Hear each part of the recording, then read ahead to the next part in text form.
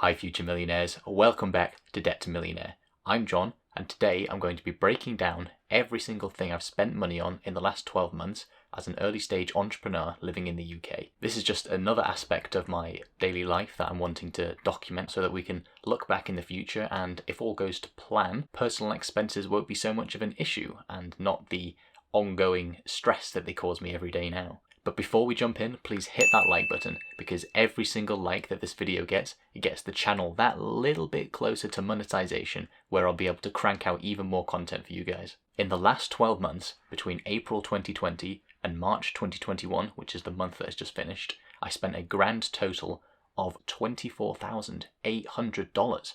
That's an average of over $2,000 per month. $2,000 a month seems crazy high, considering I don't have a particularly lavish lifestyle at all, really. I split my rent, utility and food costs right down the middle with my girlfriend, and I actually consider myself quite financially on the ball. I track every single one of my expenses, and then I reconcile it at the end of each month just to see exactly what I'm spending my money on, how much money I've earned, how much I'm saving and investing. I just stay on top of it all, but still, the fact that I'm spending over $2,000 every month is just very surprising. So here is exactly what I've spent money on in the average month in the last 12 months. I'm going to go into each category in more detail a bit later in the video. We've got $625 a month on housing, $275 a month on food, $250 a month on transportation, $215 a month on enjoyment, that's quite a broad category, $150 on utilities, and $10 on insurance, because here in the UK we get free healthcare. And finally, the most painful expense category of them all,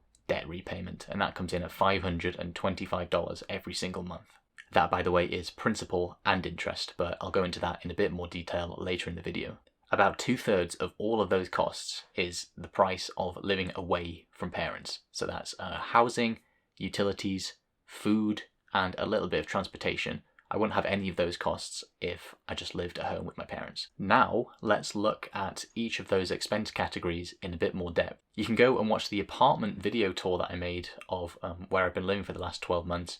If you want to have a look at that, it's just a few videos back on the channel.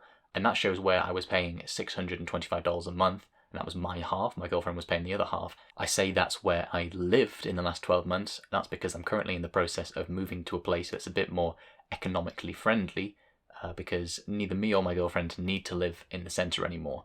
This next one still gets my goat, as they say. It really grinds my gears. So about a year and a half ago, I took out a personal loan for about $28,000. It was a 6% interest loan, and it was for the purpose of starting a business. I took out the loan with the intent to start an Amazon FBA business. But long story short, I ended up spending about half of the $28,000 on a property real estate training course / mentorship type deal, and that was just a terrible decision because the training was not worth that much money, nowhere near. I did end up meeting my business partner, who I run my short-term rentals business with. It worked out fine, and the other half of the $28,000 I spent just on general living costs while I was not earning any money and while I was starting up the short-term rentals business. So that was the second terrible mistake, because you should never fund your living costs from a loan. Earn the money first, save up, and then live off the savings. Or continue working part-time, or ideally create some form of passive income. Just don't take out a loan for living expenses. In the previous 12 months, I spent about $250 a month on groceries. And that's not bad, because if you break that down, it's about $60 a week for all the groceries. $6 a week, that's not bad at all. Incidentally, the amount that I spent on owning and insuring and maintaining my car was exactly the same as the amount that I spent on groceries, $250 a month. A car, to some people, is an unnecessary expense, but for me, when I was starting out with my short-term rentals business, I needed a car to go out and view properties, to set properties up, and then after that, to just run them. I spent an average of $50 a month on holidays, and that was basically just one trip to the south of France with my girlfriend, where we stayed with her family, where they live somewhere between Monaco and Nice on the south coast, really nice area. We actually went there in between a couple of lockdown periods. We got quite lucky because the travel restrictions were lifted just very briefly, and they've been in place pretty much since then, since the middle of last year. So I jumped on the opportunity to go on any holiday at all during the pandemic, but also it was a relatively cheap holiday because I basically just paid for the flights and a little bit of food while I was there. Even though it was relatively cheap, I couldn't really afford it, because even if something's cheap, it doesn't mean you can afford it. But I just thought I might never get this opportunity again just because other things might keep coming up. So I thought the opportunity's here. I've been asked to go. I'm definitely going to jump on this opportunity because, what is life without experiencing more than just the four walls that you live in? If you're not going out and experiencing the world, days might turn to weeks, might turn to months, to years, and then eventually one day you're old and you look back at your life and you'll think, oh, I wasted it. So I also spent $50 a month on average on gifts, and this is one of the more ludicrous categories because I don't feel like I've spent that much on gifts, but apparently I have. So what is that? $50 a month times by 12 is $600 across the year. So yeah, it adds up. Even if you're just buying, say, $20 gifts, $20 to $40 gifts, it really adds up. I think I might need to look at cutting back on those just while I'm not earning very much money, because the people who I love know that I love them without me spending $20 to $40 to even $100 on them for a gift. They would know that just the same if I gave them a $5 to $10 gift, I'm sure. Like, I've received a gift from a friend not too long ago, and it must have cost $2, but I was just so chuffed with it because, like, they just gone out of their day to remember that it was my birthday and then actually go and get me something and wrap it up and mail it to me.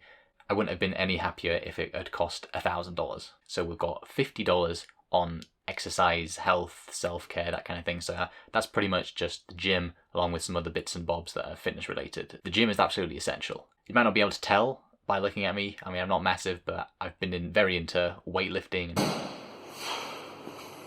and all things fitness since probably the age of 13 is when I got into all that stuff. $25 a month on takeaway and meals out. Absolutely no regrets there. That's once or twice a month on average. All the food was delicious that I can remember, and again, what is life without experiences? $20 a month on education, and that's exclusively audiobooks on Audible. I keep track. I counted up recently. I think it was 91 books on business and investing to date, and that's in about the last 2 years. Another $20 but on entertainment, and that's just Netflix, cinema trips, and then $15 in other. So there you have it. I spent a little bit over $2,000 a month every single month over the last year.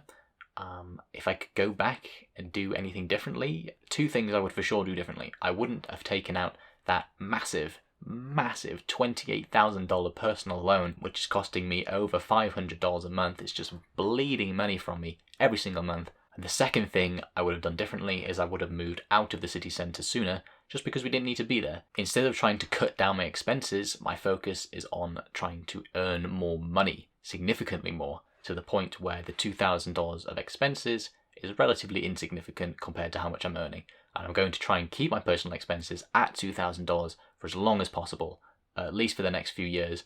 Please hit that like button if you enjoyed the video, and while you're down there, consider tapping subscribe so that you never miss another video. Thanks for watching. This is Debt to Millionaire. Make it happen.